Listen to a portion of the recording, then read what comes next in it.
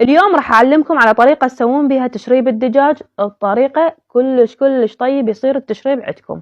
وأنا الصراحة بعد ما عرفتها صرت أدمن هذه الطريقة.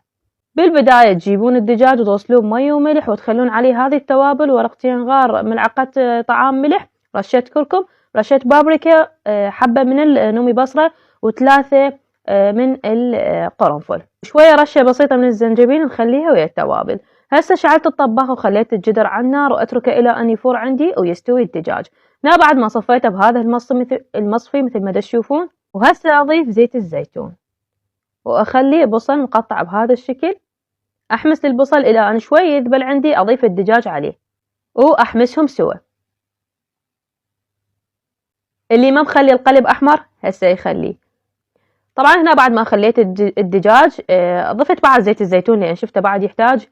وهسه أغطي الجدر وأتركه إلى أن ينحمس عندي كلش زين، يعني ينحمسون سوا. وهسه رجعت له بعد ما انحمس عندي وأقلبهم بهاي الطريقة.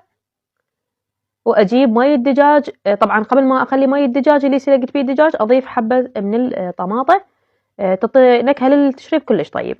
وخليت هسه مي الدجاج اللي سلقت بيه الدجاج صفيته كلش زين وخليته بالجدر واتركه الى ان يفور عندي. واضيف عليه العدس. هنا عندي عدس نقعته هسه راح اضيفه. كلش احب العدس بالتشريب، يعطي طعم كلش طيب، حتى اطيب من الحمص. هسه نغطي الجدر ونتركه على نار وسط الى ان يستوي عندنا. ولا تقولوا لي تشريبتش خفيفة، تقدرون انتم تتحكمون بالماء، احنا نحبها بهالشكل.